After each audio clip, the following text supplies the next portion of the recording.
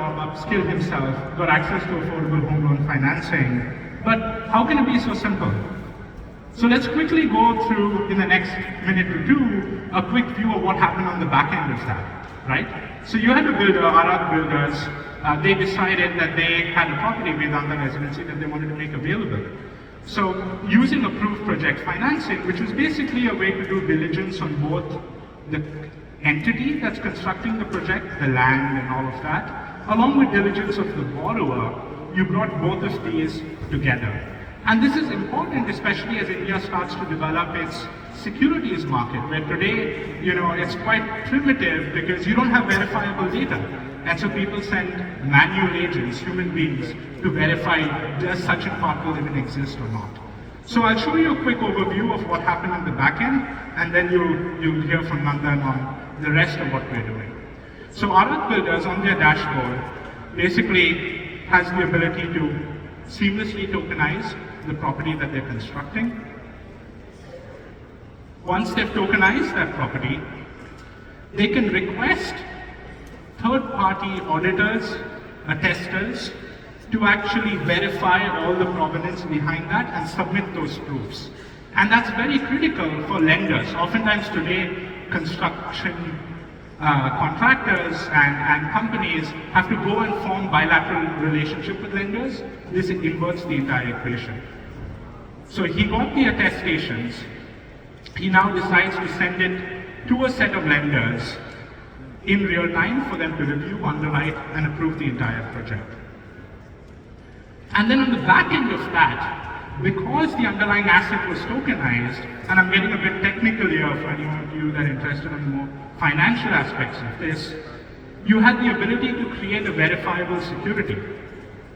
And so you have Sachin Patil here with all the borrower profile data verified. That can then be added into a common loan pool that goes on to be created. And this loan pool can then be shared with an investor downstream. And so this basically brings together a lot of the requirements around observability, supervision, which is absent in many of these economies and flows today. So that's a quick overview. Thanks all of you, and back to you, Nandan.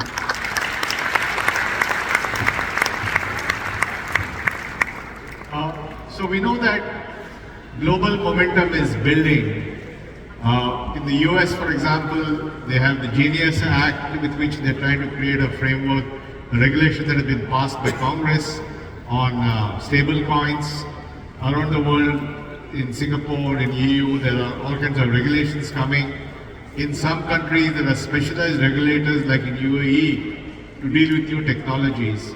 And across the world, people are doing global initiatives and pilots. NPCI themselves will talk about something they've done. So we are seeing now an increasing interest in using this technology and a combination of tokenization and AI to get something done.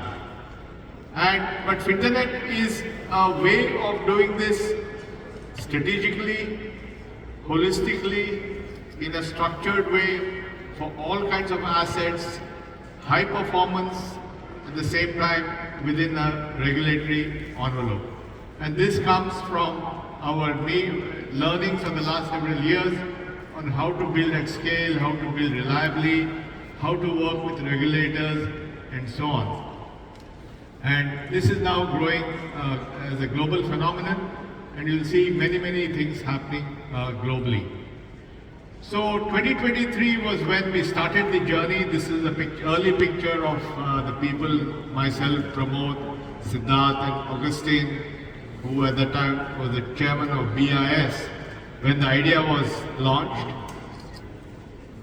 In 2024, we came here and we spoke about the playground, and we had a limited set of partners. You can see the names down there, Jaspe and Solana and so forth. Today in 2025, this has grown dramatically. You can see the number of people who have come on board this movement. We have 10 cohorts in 8 sectors. We have 30 ecosystem partners and operating in 4 continents. So this is an idea which is going global, whether it's in India, Singapore, New York, San Francisco, or in Switzerland. So you can see the gradual expansion of what's happening. And we think in 2026, we will be live. If the DFL guys invite us back, I don't know whether they'll invite us back. If they invite us back, we will have live examples of Finternet in multiple sectors, in multiple countries, actually delivering value, and the business models will emerge, the commercial models will emerge. So people are going to build great companies on that. So if you want to join the Finternet movement, be part of the build, here's the QR code for that, and I hope you enjoyed the presentation. Thank you very much.